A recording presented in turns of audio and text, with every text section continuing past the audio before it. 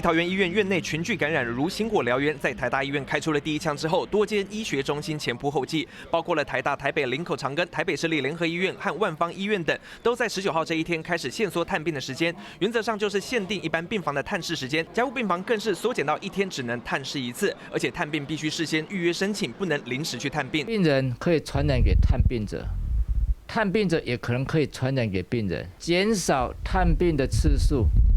其实是防止感染发生的几率嘛。由于目前布桃院内感染从5个人增加到7个人，桃园市长郑文灿傍晚宣布，布桃周边支援的11家医院即日起也减少探病的次数。由于全国收治重症新冠肺炎的专责医院多达50家，要杜绝院内感染，提升每一家医院的感控才是根本。医院本身要把感控做好，不可能靠中央来控制、来指挥控制的。那中央也没有那么多人手。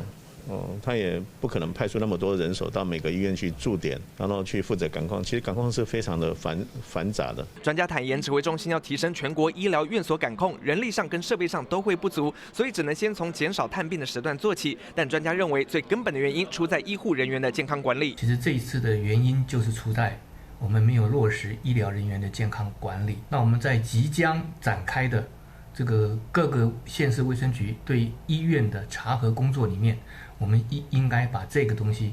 列到那个里面去。专家认为，医护人员的健康管理落实应该要全国同步加强，感控调整能否有效阻止疫情蔓延，在检验还没有全数出来之前，恐怕连指挥中心都没有把握。记者林英伟、王一仲台北报道。